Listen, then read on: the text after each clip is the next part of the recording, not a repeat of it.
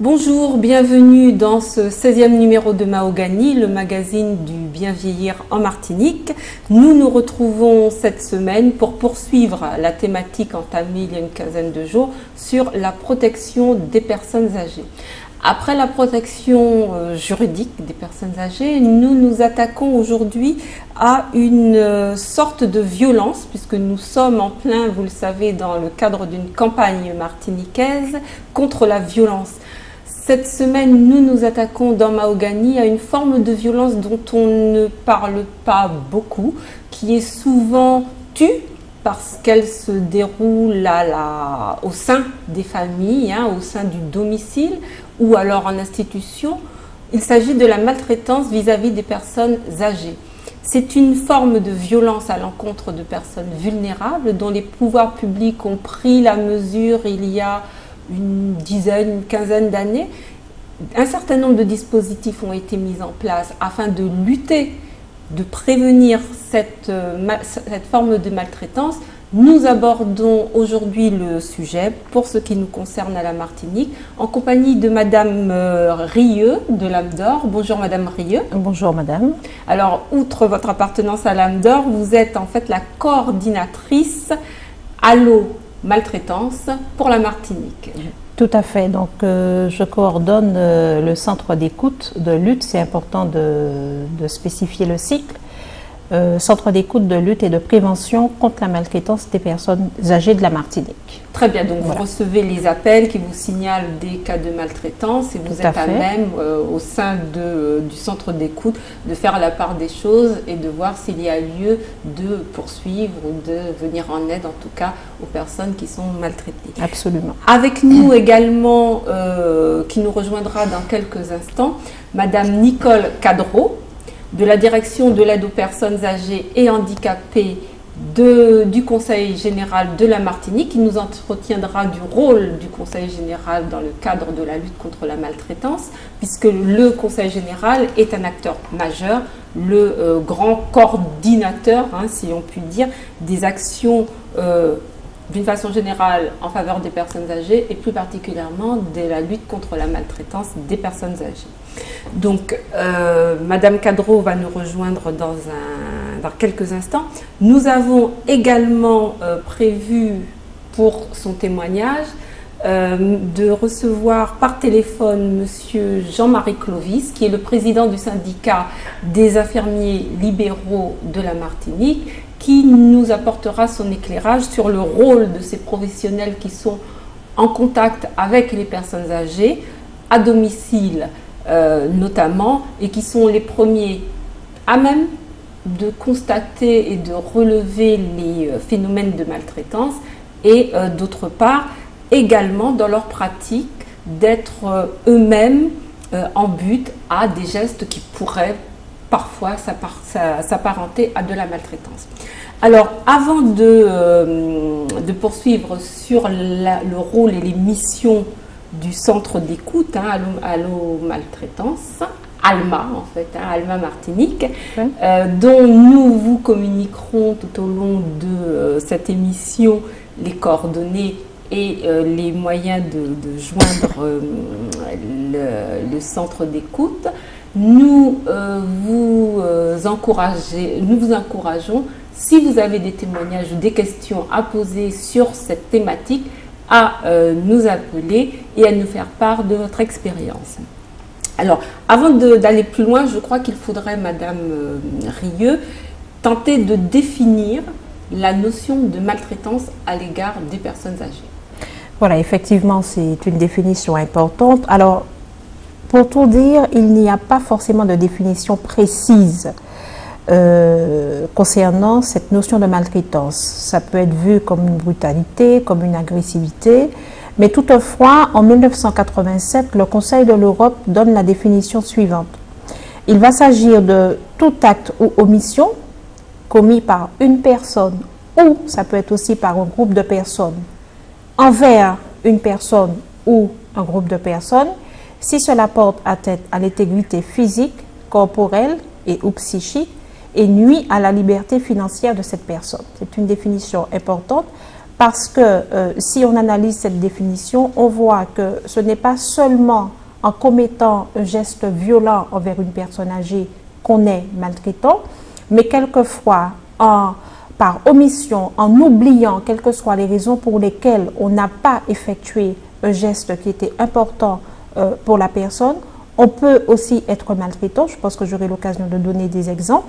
On peut être aussi maltraitant parce que ce qu'on n'aura pas fait, pour X raisons, aura eu des conséquences graves, soit sur la santé physique ou la santé psychologique de cette personne. Donc il faut bien retenir que ce n'est pas seulement en agissant mal, physiquement ou psychologiquement, etc., envers une personne âgée qu'on la maltraite, mais en oubliant de faire des gestes, des actions, surtout lorsque cette personne est dépendante, lorsqu'elle ne peut pas subvenir seule à ses besoins, on est aussi maltraitant envers une personne âgée. D'accord. Donc c'est l'ensemble des mauvais traitements, pour résumer, qu'un parent ou qu'un professionnel, soit volontairement ou involontairement, commet envers la personne âgée. Très bien. Donc nous retiendrons que la maltraitance peut être active. Absolument. Ou passive. Absolument. Et intentionnelle et surtout non intentionnelle. Absolument. Hein. Absolument. Nous développerons ces différentes notions au cours de l'émission. Alors nous recevons en ligne maintenant Monsieur Clovis, Monsieur Jean-Marie Clovis, le président du syndicat martiniquais des infirmiers libéraux. Monsieur Clovis, bonjour. Oui, bonjour. Bonjour. Oui, Madame Rieux de l'ALMA. Donc, merci beaucoup d'avoir accepté d'intervenir au sein de Mahogany. Nous savons que les infirmiers libéraux ont un timing très serré. Donc, nous vous interrompons sans doute au cours d'une de vos tournées pour nous donner votre avis, vos observations de professionnels en contact avec des personnes âgées sur cette notion de maltraitance. Alors, est-ce que vous, en tant que professionnel, vous avez des observations, des prescriptions, des obligations particulières vis-à-vis des gestes qui peuvent s'apparenter à de la maltraitance dans votre pratique professionnelle? Alors, évidemment, nous avons cette obligation qui découle de nos règles professionnelles qui dit très clairement que la profession doit être exercée dans le respect de la vie de la personne humaine, ça c'est très important, et respecter aussi la dignité et l'intimité du patient et de la famille. C'est sûr qu'un infirmier qui sort de ce cadre-là est déjà maltraitant par un comportement qui ne serait pas donc adapté. Bon, ça c'est donc en préambule que je pourrais dire ça.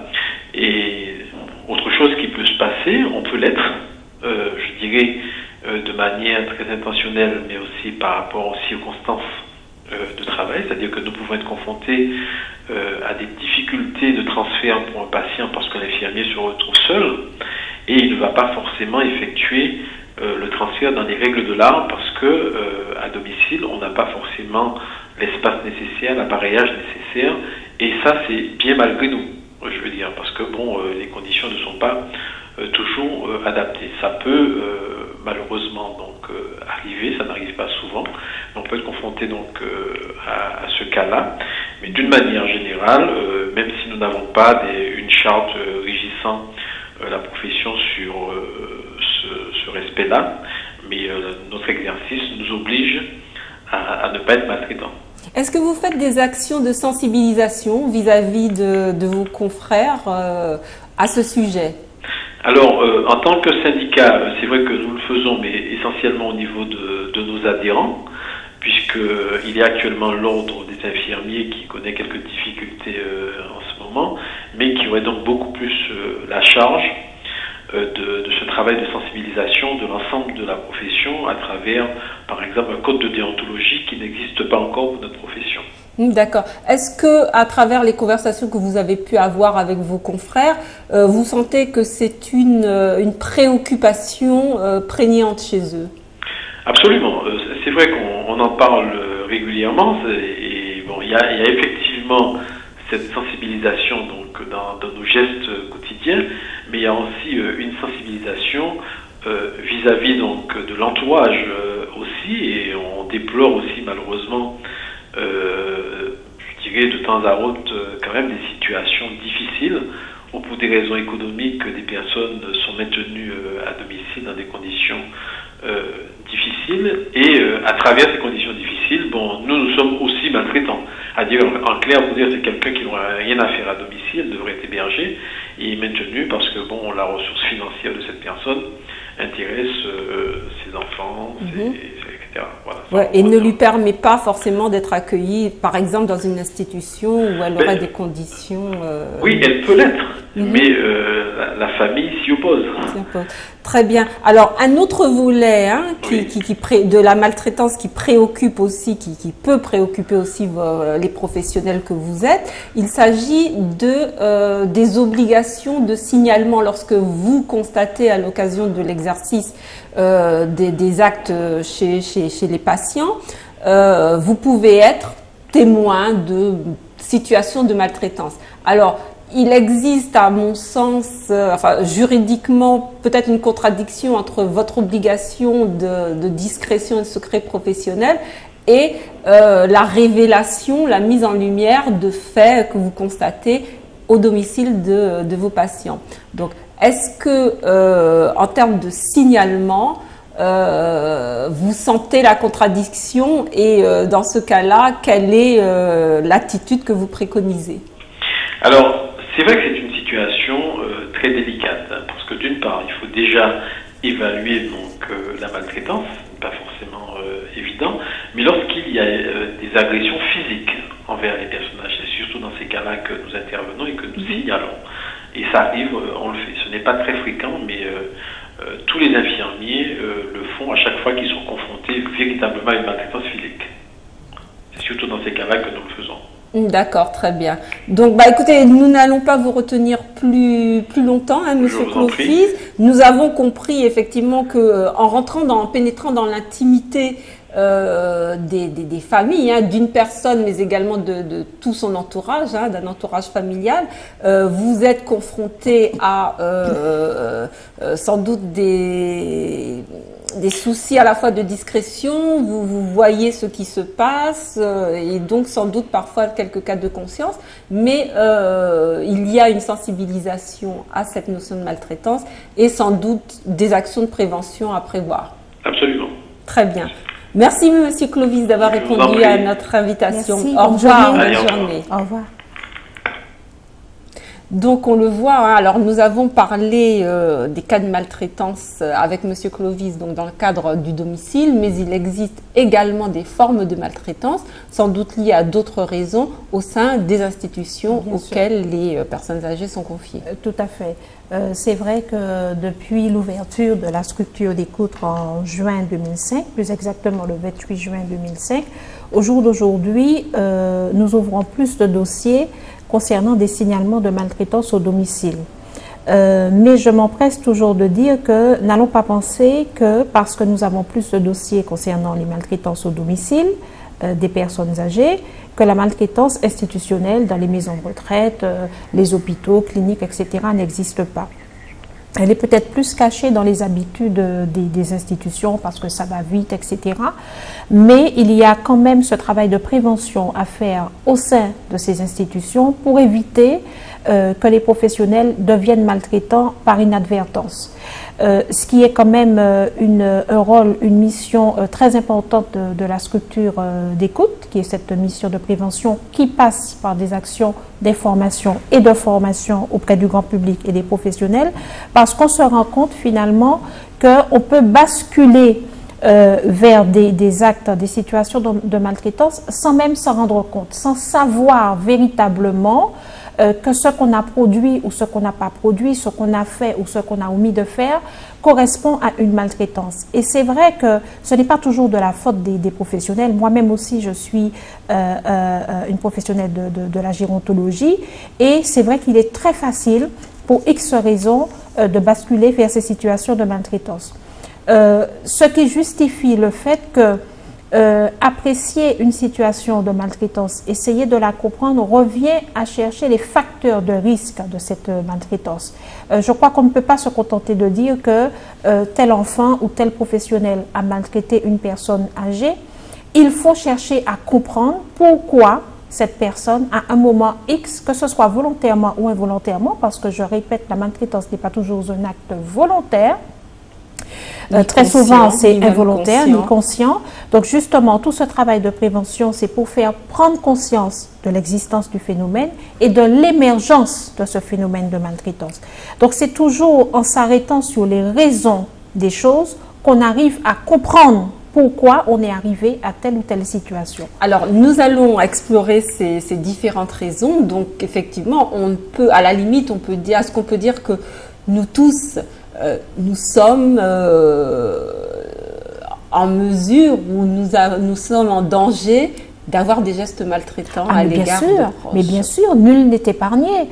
Si la maltraitance aujourd'hui, le combat que nous avons à mener, c'est l'affaire de tous, hein, c'est pas que l'affaire des professionnels, c'est l'affaire des enfants, c'est l'affaire des personnes âgées, c'est l'affaire des décideurs politiques, c'est l'affaire des politiques, donc ça concerne tout le monde. Mais tout le monde, que ce soit le président de la République, pour extrapoler un petit peu, nous pouvons tous être maltraitants parce que nous sommes des individus, nous sommes des êtres humains. Qui dit être humain dit fragilité, dit limite, etc. Quelquefois, on arrive à des stades d'épuisement, de burn-out, où on ne sait plus quoi faire. Donc, un mauvais mot, un mauvais geste peut partir sans pour autant qu'on ait le contrôle sur ces choses. On sait tous ce qu'on est capable de faire quand on est épuisé. Hein. Absolument. Donc, effectivement, tout le monde peut être maltraitant. Moi, je l'ai été.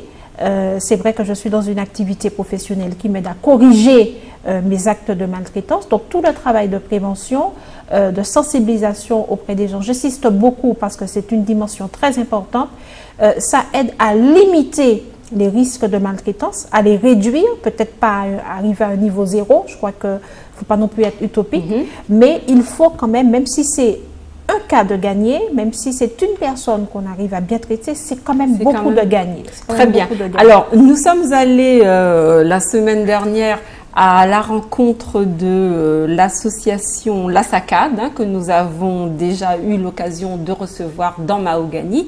C'est une association qui vient en aide, qui informe et qui prévient donc les aidants familiaux, dont nous avons eu l'occasion de parler également dans Mahogany. Et cette association a monté et réalisé une pièce de théâtre qui illustre bien la facilité de passer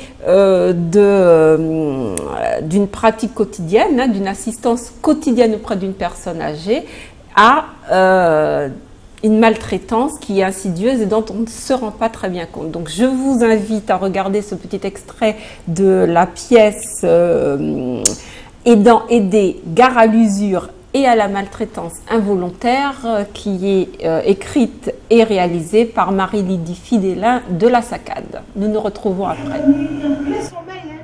Eh bien, Marie-moi, eh bien, qu'à dormir fort, oui. Marie-moi, on vit lever, mais finir là, qu'à venir tout à l'heure. Marie-moi, eh bien, dis-moi, regardez-moi, eh bien, où vas-y, ou un maman, ou un papa, ou dodo. Marie. Mais il y a toute famille. Eh bien, quand on a toute famille, ou même. Chérie, eh bien, nous lever et filmer là, qui arrive à dans petit moment. À nous lever là. À nous, prends précaution, hein. Et puis lever. Et on l'a puis en soulier, on va mettre soulier à plus vite. Eh bien, mon Dieu, tout ça que vous mettez en soulier. Ah, mon Dieu, faut tout le temps vous mettez là. Mais lever pied, on mettez pied au plus vite, on dit d'ailleurs. Tout ça tombe. Ah, bon Dieu. Ah, je dis, elle m'a passé une mauvaise journée. Assise là, comme ça là. Assise. Le temps où elle est assise, je vais faire un déjeuner. Ah, mon Dieu. Je dis, il n'y a pas bon. Pièce. Mais, et dis, alors. Mais on partit comme moi. Mais, venez là. Assise là. Venez. Un petit déjeuner, mon café bon. Ou pas capable de s'en faire manger. Vous allez vous partir. Et puis, je dis, moi pas, pareil. Bon, moi, c'est un café, oui. Je vais mettre ça, bon, c'est pour ça manger. Bon, je dis, arrêtez, mais. Et puis, mon Dieu. Petit morceau manger. Et puis, mais oui. Prends le petit. Gassé, il a fait moi, oui. Ça l'infirmière là qui arrive. Il a compris pas quand tu payes. Regardez ça, oui. Bonjour, bonjour ma petite dame. Ça fait. Et monsieur Albert? Ah, monsieur Albert, tu sais pas comment trop aujourd'hui. Il dormit hier au soir, bien bon matin, il est mauvais. J'ai une recommandation. Ah, c'est pas taille pour prendre ta main. Ah, vous êtes fatigué? C'est moi qui suis malade. Ah, d'accord. Monsieur Albert, pas ni rien. Alors on voit une situation que beaucoup ont sans doute reconnue, hein, beaucoup de personnes qui ont eu à charge d'assister une personne âgée, à savoir peut-être la dichotomie entre les préoccupations de l'aidant et le rythme de l'aider d'une part. Le sentiment, donc là il s'agit d'une personne atteinte de la maladie d'Alzheimer, donc le sentiment d'impatience face à une incompréhension ou des réactions qui ne sont pas celles qu'on attend. Effectivement, à un moment, l'épouse semble dire que le malade fait exprès, quoi, hein, et elle a vraiment le sentiment d'être enchaînée et d'avoir des obligations qui la dépassent. Donc, ce sont quelques-unes des absolument, on comprend des bien raisons qui font que maltraite, sans qu'elle-même n'a pas l'air de s'apercevoir qu'elle maltraite. Son oui, époux. mais la méconnaissance de la maladie aussi. Hein, c'est vrai que très souvent, des enfants ont tendance à penser que leurs parents font exprès d'oublier, parce que simplement on ne sait pas qu'il y a une pathologie Alzheimer qui est en train de s'installer. On voit bien le manque de patience de cette dame, parce qu'elle est très certainement elle-même épuisée. Donc finalement, dans une telle relation, ça revient à apporter de l'aide à la personne âgée, mais ça revient aussi à prendre soin de l'aidant.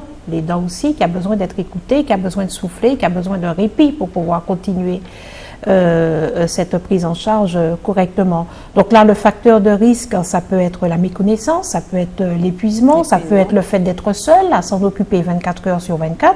Ça aussi, c'est très fréquent. Et c'est vrai que la question des aidants naturels se pose aujourd'hui. D'ailleurs, on en parle beaucoup parce que ces personnes n'ont pas toujours les ressources, n'ont pas toujours les aides nécessaires. L'environnement n'est pas toujours adéquat aussi pour pouvoir prendre soin de leurs parents dans des conditions correctes, acceptables.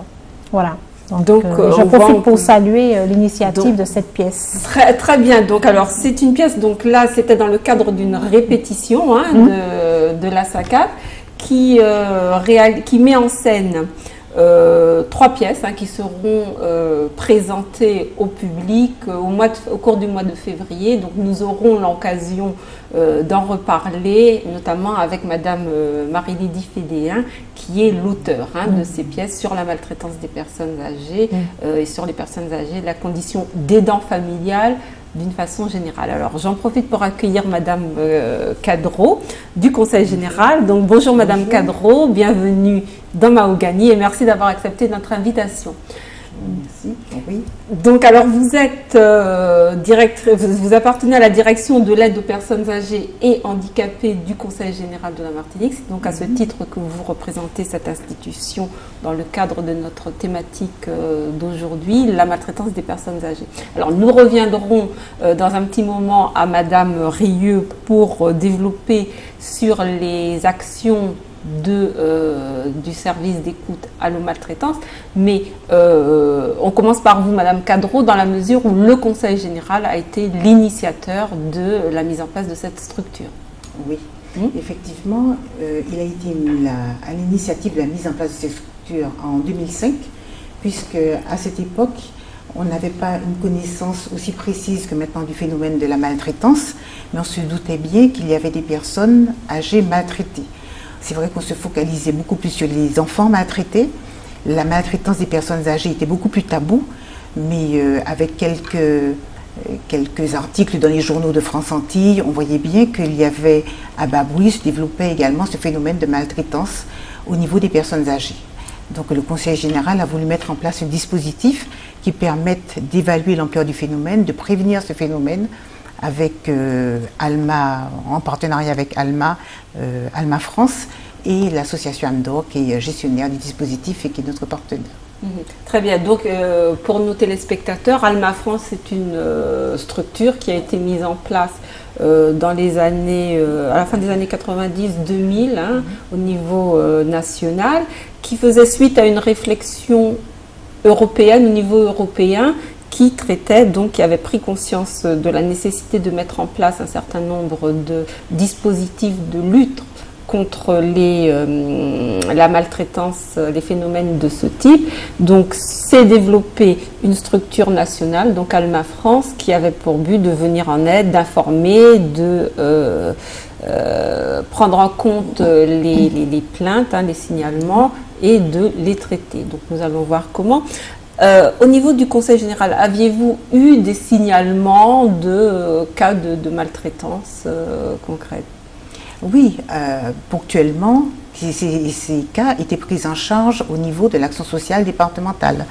Mais je pense qu'effectivement, le fait de mettre en place l'antenne Allo Maltraitance, cela permet de balayer beaucoup plus les cas de maltraitance, de les faire remonter, de les traiter de façon plus systématique et surtout aussi de sensibiliser le grand public à ces cas de maltraitance, de prévenir ce phénomène parce que nous avons de plus en plus de personnes âgées en Martinique et on sait que la maltraitance arrive aussi quelquefois avec la perte d'autonomie, la dépendance, donc que ce phénomène peut être lié à la perte d'autonomie, à la dépendance des personnes âgées également. Très bien. Alors le Conseil général a un rôle important en termes de traitement des cas avérés de maltraitance. Mais pour ce qui est le processus de signalement et d'écoute, Alma est un acteur essentiel. Alors, Madame Rieu, est-ce que vous pouvez nous expliquer en quelques mots quelle est l'organisation du centre d'écoute? Comment ça se passe? Voilà, donc sur le plan pratique, c'est un service qui fonctionne à différents niveaux. On va dire un système à 3 étages. Donc, nous avons un premier groupe qui s'appelle le comité technique de pilotage, qui est la condition sine qua non. Donc, on ne peut pas monter un centre d'écoute sans l'existence de ce comité technique de pilotage. Dans ce comité technique de pilotage, nous allons retrouver toute une série d'organismes tels que le Conseil général, l'ARS, la Chambre des notaires, le procureur, etc. En fait, tous les gros organismes auxquels on pourra faire appel lorsque nous sommes confrontés à une situation d'urgence auquel il faut agir vite ou qu'on n'arrive pas forcément à résoudre parce que du fait de la complexité de la situation. C'est vrai qu'aujourd'hui on n'a pas eu tellement à solliciter ce comité technique de pilotage puisqu'on n'a pas eu encore affaire à des cas très graves où il fallait tout de suite agir dans l'urgence, etc. Donc je rappelle que vous existez depuis 2005. Depuis 28 juin, officiellement le 28 juin de l'année 2005. Donc, mais ce comité technique de pilotage, il est présent. On doit lui rendre compte, et d'ailleurs je crois que c'est une de nos préconisations pour cette année, de les rencontrer, on doit leur rendre compte de l'activité d'Alma. Nous avons 2 autres étages, donc 2 autres comités. Un comité d'écoutants, donc qui fonctionne avec principalement des bénévoles, donc des personnes qui ont travaillé dans le domaine secteur sanitaire et social, qui viennent au rythme de 3 demi-journées dans la semaine, qui viennent un peu donner de leur temps, de leurs idées, donc qui s'engagent dans la structure pour venir écouter les différents appels, les différents signalements de maltraitance. Donc ce sont eux qui sont en première ligne. En première ligne, lorsque tout à fait. quelqu'un souhaite signaler un cas de maltraitance, absolument. Donc il fait le numéro d'Alma et il tombe sur ses écoutants. Il tombe sur ses écoutants et je profite de l'antenne pour signaler aux différents appelants, les personnes qui nous appellent, que ces écoutants n'ont pas le droit de conseiller. Parce qu'on estime que entre le temps d'enregistrer l'appel et de comprendre ce qui se passe, il faut quand même une certaine distance. Il faut un travail d'analyse, il faut un travail de recul, un travail d'investigation. Donc ces personnes ont comme seule mission de recevoir l'appel, bien sûr de poser un certain nombre de questions pour essayer de comprendre ce qui se passe et pour ensuite prendre la décision d'ouvrir ou pas un dossier de maltraitance. Alors vous me direz oui, mais qu'est-ce que vous faites de ce dossier après, lorsque nous sommes confrontés à une situation de maltraitance? Donc la mission des écoutants s'arrête à l'ouverture du dossier et ce dossier sera transféré dans un 3e comité qui travaille en pluridisciplinarité le jeudi après-midi tous les 15 jours Et c'est ce comité constitué de médecins gériatres, psychogérontologues, assistants de service social, avocats, une personne de la banque qui va bientôt rejoindre notre équipe. Vous avez compris qu'il y a plusieurs regards parce que les dossiers nécessitent des regards différents, l'analyse. Donc ce sont ces personnes qui, à l'inverse des écoutants, sont habilitées à analyser, à mener des investigations auprès des réseaux déjà existants, puisque dans notre éthique, nous ne nous déplaçons pas. Il faut qu'on arrive à bien le comprendre. Et ce sont ces personnes qui, grâce à leurs investigations, lorsqu'on arrive à avoir des informations complémentaires, etc., qui vont essayer de dire si oui ou non la situation qui a été reportée à Alma est avérée vraie ou si c'est une maltraitance infirmée. Voilà. Très bien. Donc, alors, pour bien comprendre, il y a une première prise de contact donc, avec les écoutants. Tout à fait. Qui détermine s'il faut véritablement ouvrir un dossier ou pas. C'est-à-dire qu'à ce niveau-là, il y a déjà un premier filtre qui permet d'éviter toutes les fantaisies ou les mouvements de mauvaise humeur. On peut, ou même sans doute les tentatives de déplacer un conflit strictement familial à une sphère dans laquelle il n'aura rien à faire. Donc un premier palier. Donc une fois que les écoutants ont déterminé l'état de suspicion véritable de maltraitance, ce dossier est transmis à ce comité donc pluridisciplinaire qui, en fonction effectivement de ses propres critères, enfin de son propre champ d'action, est à même de déterminer s'il y a véritablement cas de maltraitance. Absolument, absolument. C'est vraiment le schéma dans lequel nous travaillons. C'est important. Peut-être que le grand public trouve qu'on ne va pas assez vite, etc. Mais j'ai envie de dire que quand on est dans un champ, dans un domaine de maltraitance, il n'y a pas forcément d'urgence. Le temps pour analyser le dossier, pour essayer de comprendre ce qui se passe est important. Pourquoi? Parce que finalement, les données issues du réseau montrent que la maltraitance reste dans la sphère intrafamiliale. Ça se passe dans la famille pour les dossiers de maltraitance, au domicile en tout cas. En d'autres termes, ce sont les membres d'une famille qui vont appeler pour incriminer d'autres membres de la même famille. Alors justement, au niveau des appelants, je pense que vous avez des statistiques et le recul nécessaire pour avoir une vision assez large. Qui vous appelle? Alors, concernant, on reçoit des appels de toutes sortes. Nous avons des signalements de maltraitance. On a des personnes qui avaient déjà appelé une première fois et qui veulent apporter un complément d'information à leur dossier. Des personnes qui avaient déjà appelé qui veulent connaître la suite donnée. Des personnes qui ne sont pas maltraitées mais qui sont en situation d'isolement, qui ont besoin de converser, de parler. Donc, on reçoit des appels de toutes sortes.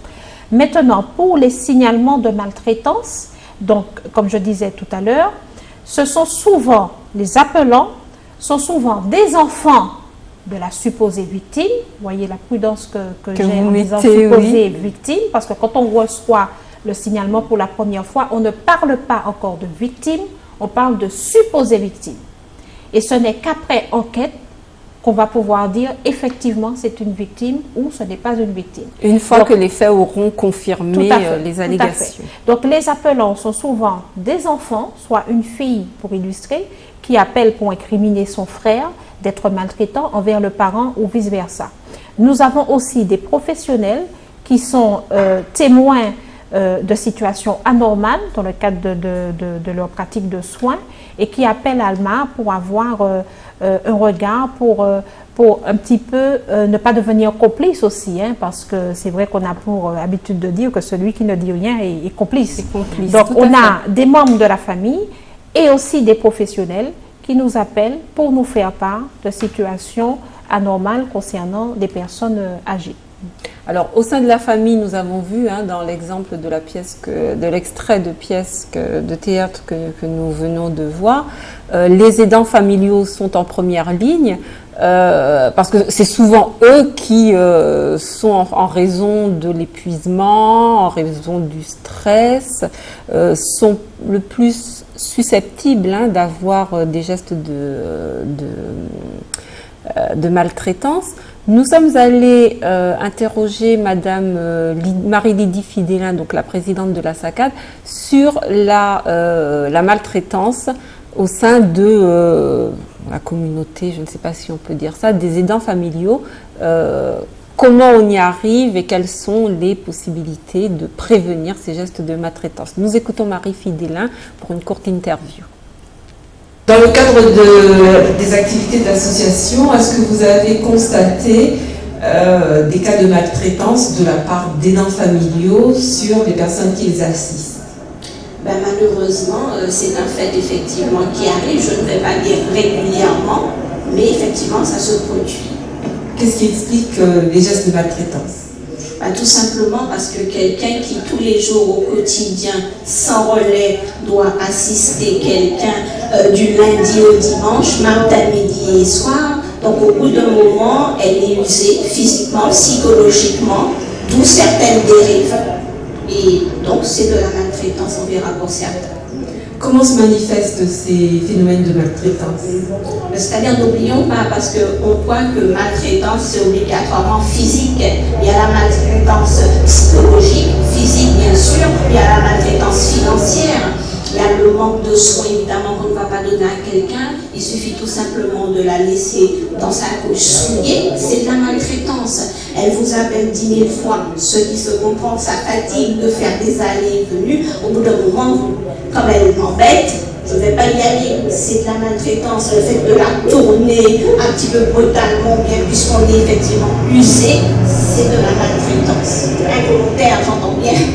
Est-ce que les aidants sont conscients d'avoir des attitudes qui s'apparentent à de la maltraitance ou qui sont véritablement de la maltraitance? Je pense qu'au début, non, puisque la personne est dans son activité, elle fait déjà le mieux qu'elle peut.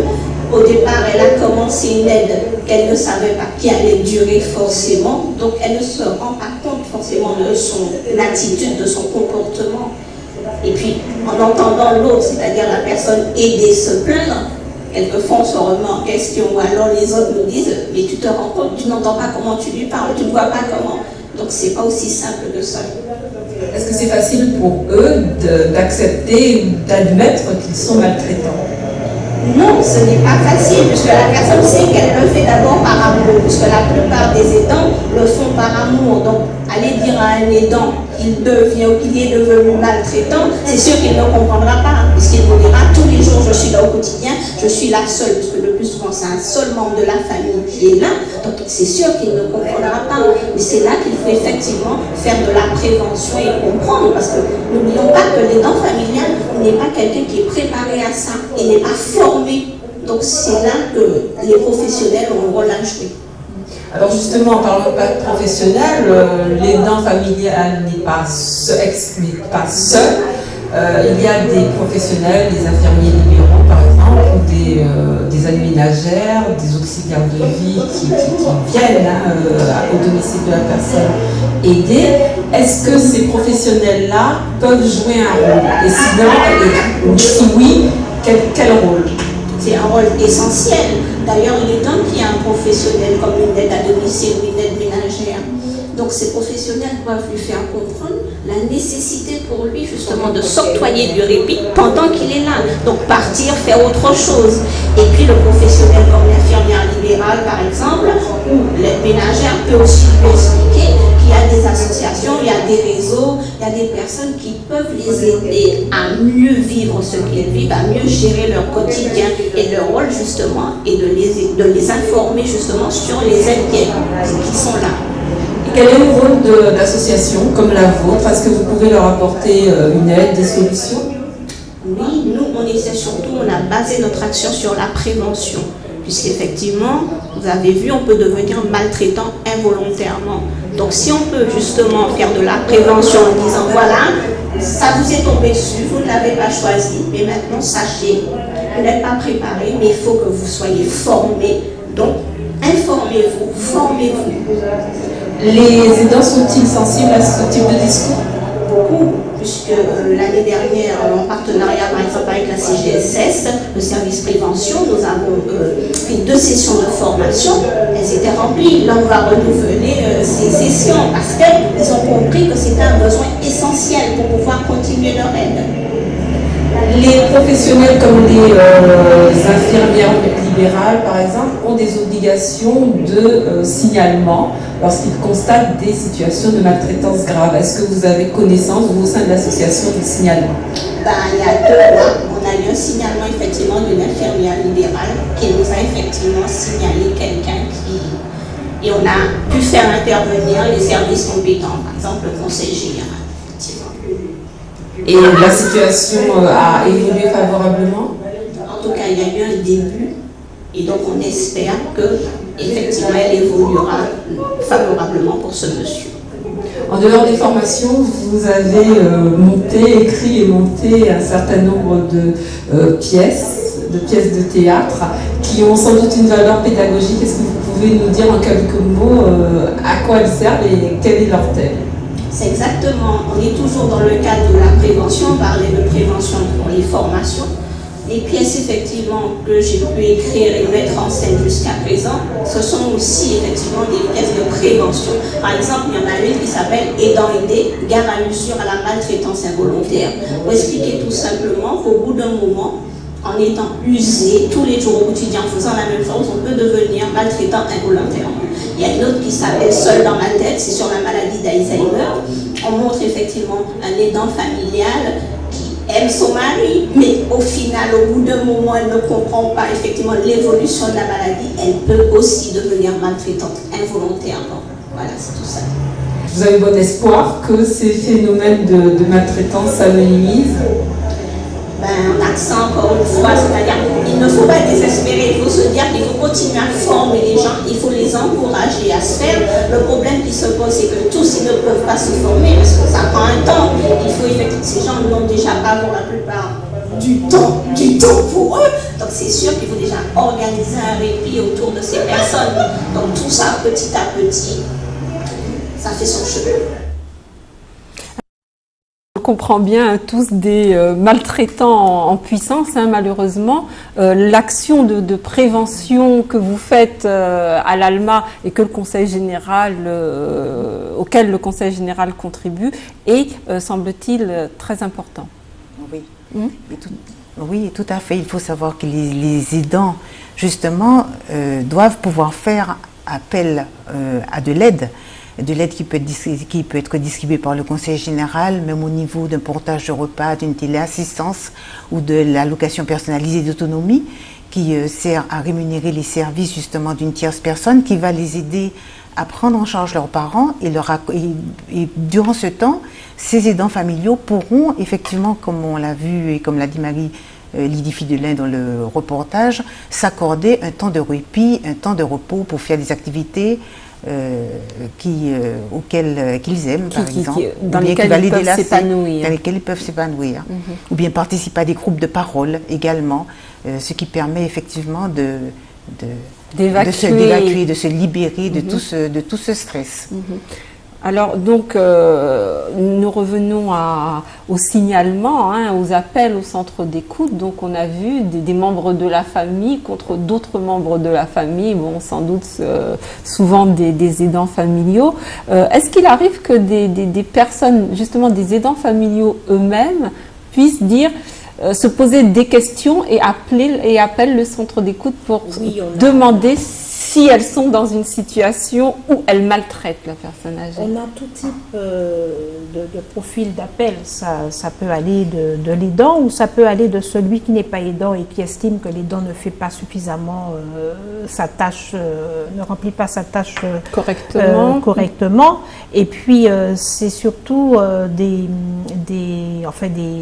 appelants qui appellent surtout lorsque cet aidant détient la procuration ou la gestion financière et cet appelant va estimer que c'est pas suffisant, c'est pas... Donc c'est toute cette précaution parce que quelquefois on est dans des isanies familiales, on est dans des cancans de famille, on est dans une dynamique intrafamiliale conflictuelle. Donc toutes ces précautions que nous prenons pour que nous-mêmes par une mauvaise évaluation, un mauvais conseil, qu'on ne devienne pas nous-mêmes complices de telles situations, mais effectivement, on reçoit des appelants de toutes sortes. Ça va de l'aidant, ça va à un autre frère, d'un tiers, voilà, d'un tiers, de professionnels. Enfin, bref, au jour d'aujourd'hui, les appels sont très diversifiés au niveau des membres de la famille. Alors, passé donc le stade de l'écoutant, le dossier une fois avéré, enfin les écoutants ont jugé utile de le transférer à l'échelon, bon, je ne sais pas si on dit supérieur, mais en tout cas à l'échelon aux personnes qui vont mener les investigations. Quelle est la démarche? Il y a une démarche d'investigation pour stigmatiser ou pour faire ressortir le caractère véritable de maltraitance. Absolument. Donc, je profite aussi pour dire qu'au niveau du service, on ne reçoit personne physiquement et que les intervenants d'ALMA, écoutants et référents, ne sont pas connus par le grand public. Donc, on ne se déplace pas vers le domicile des personnes qui sont supposées être maltraitées. Mais on a d'autres moyens d'intervention en utilisant les réseaux déjà existants. On va faire appel à ces réseaux, par exemple, dans une situation où ça nécessite une enquête sociale, donc l'intervention d'une assistante de service social qui ira directement sur le terrain.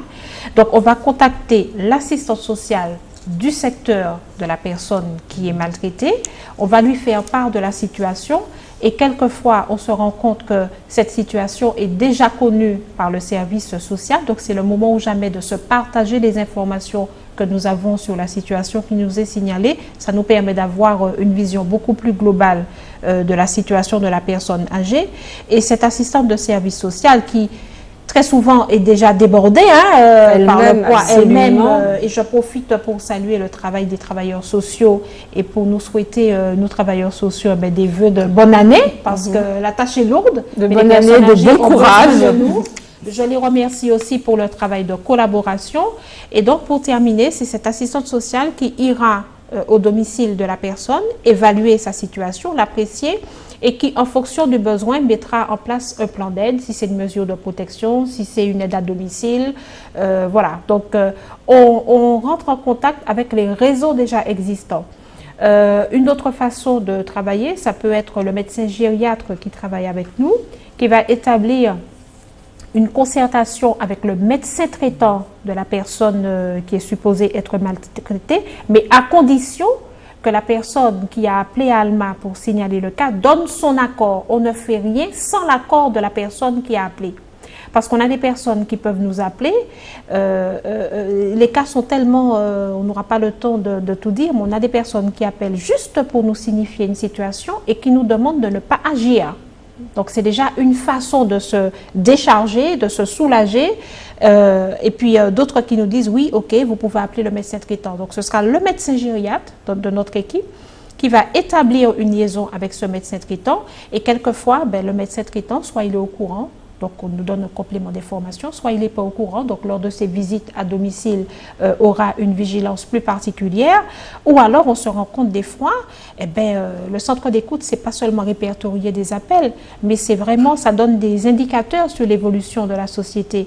Et c'est aussi des fois des occasions pour se rendre compte que la personne âgée n'a pas vu son médecin depuis 1 an, depuis 2 ans, depuis 3 ans, etc. Ce qui, à l'évidence, est un cas de maltraitance avéré. Absolument, absolument. C'est un cas d'omission tout à fait. Qui rentre dans, effectivement, dans le cas de manque de diligence. Absolument. Donc, effectivement, on voit bien, la maltraitance a de multiples visages, visages qu'on ne soupçonne pas forcément. Alors, donc, on a compris que l'anonymat de la personne qui appelle, qui signale, est respecté. Absolument. L'appelant, la personne qui signale est libre ou pas de nous donner son identité. Ça, c'est pas ce qui est le plus important pour nous. Aujourd'hui, quand même, les personnes qui appellent acceptent vraiment librement, quand elles se sentent dans une relation de confiance, etc., elles acceptent de nous livrer leur identité. On imagine que quand on appelle, c'est que la situation existe depuis un certain temps et qu'elle devient insupportable.